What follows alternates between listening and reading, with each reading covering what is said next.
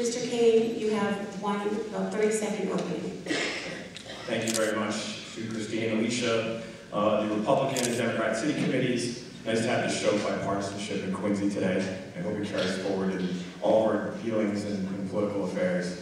But my name is Ian Cain. I'm a candidate for the Ward 3 seat. I live in Wollaston, grew up there, went to Wollaston School, went to Central Middle School before attending BC High and Boston College.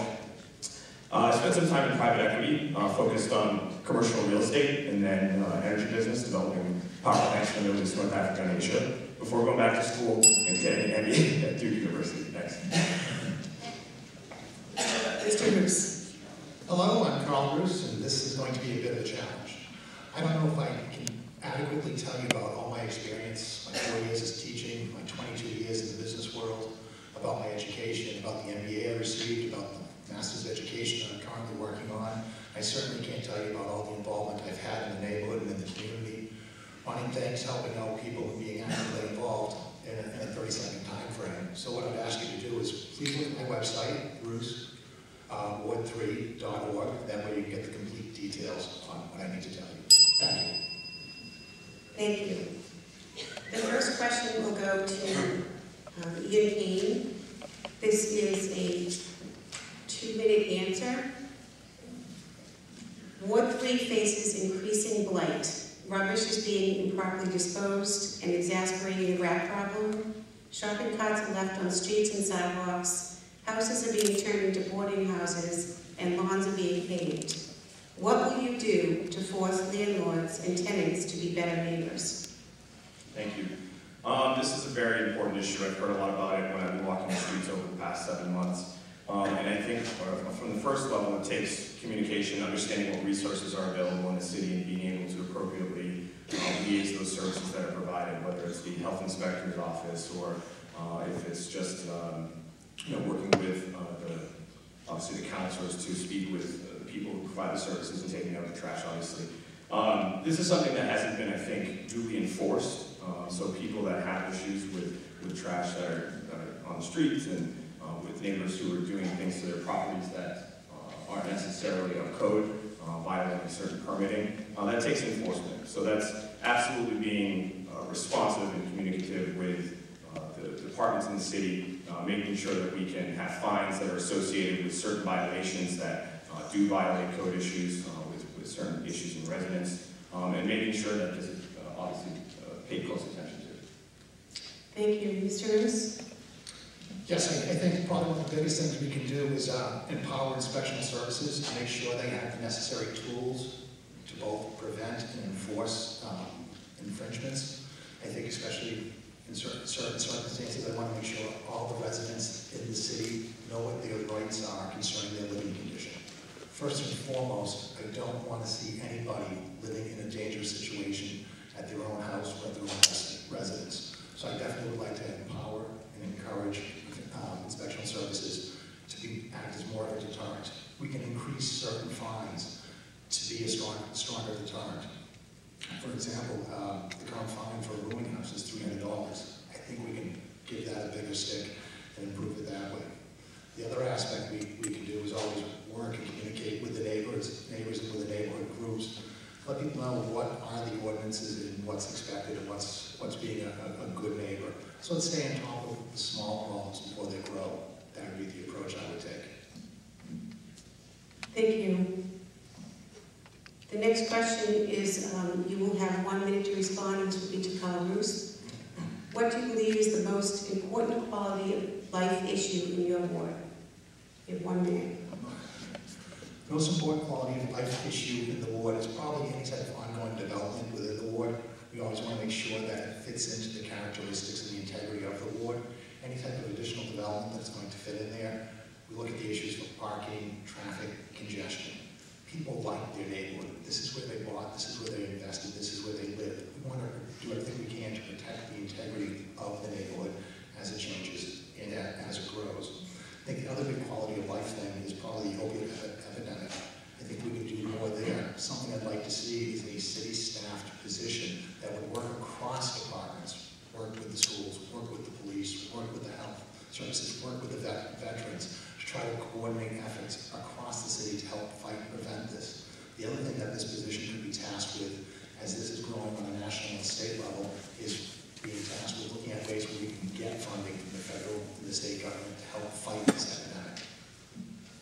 Thank you, Mr. Roos. Mr. Cain? Thank you. I think one of the most interesting things about walking around on the city over the past 7 months has been learning how, I guess, there's a lack of pedestrian friendlyism, if that's a term that I can use. People speed through these streets all over the place, and that's a high quality of life thing. I enjoy walking around. I like walking down to Washington Square. I've enjoyed having the ability to walk down to Quincy Center on occasion. And when, obviously there's not adequate places where there's not sidewalks, but crosswalks where people can cross the street along main arteries like Beale Street or Newport Ave. And connected to that, I guess secondly, we can talk about the streets and the sidewalks, because that's another quality of life issue. This is something that affects your cars as you're driving down the road on a daily basis, where you have to get repairs and pay money that you probably didn't want to have to before, just because you hit a pothole that hasn't been taken care of. And that's obviously working with the mayoral administration, whoever that might be, in order to devise a capital improvement plan so we can take care of that appropriately and work to maintain, manage, and repair the streets and the sidewalks in the ward and the city. Thank you. Back to Mr. Cain. What do you believe is the most important issue facing our city today? I think everyone talks about the downtown because that's obviously economically connected to the large portion of our residential home values and the perceived optics of how the city looks in the public light. And I think that commercially that is a huge place. That's a big problem for the city moving forward. I mean, we've seen many great steps taken so far to start to kick off that project, but we still have a lot more work to do. And I look forward to being able to work with the mayoral administration and develop relationships within and outside the city to bring those businesses and retail aspects to the city that we need in order to help it thrive.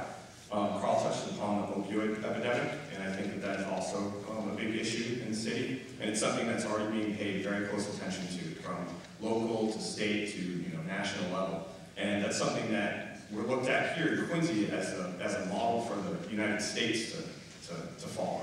And that's pretty admirable. So we are making great inroads there, but we look forward to expounding on that, to making sure that the awareness is there about this problem, and making sure that the educational resources are provided for parents and for families and for children across the school system. Thank you. Mr. Roos?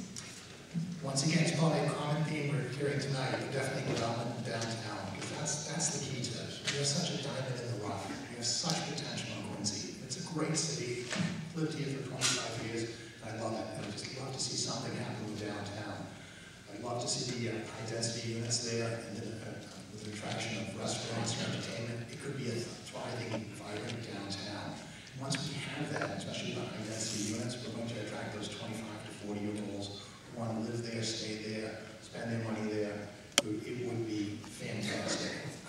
I can just envision people going to Boston, hopping on the train, going 5 or 6 stops, and going, hey, let's go to Quincy, let's see what John Hancock is going, let's see the atmosphere the place is, let's get something to eat, let's catch some entertainment. I think if we can develop that right, it's going to radiate out into the neighborhoods and increase the home values that are in the neighborhoods. Well, why do we do this development? The other thing I want to be very cautious of is affordable housing.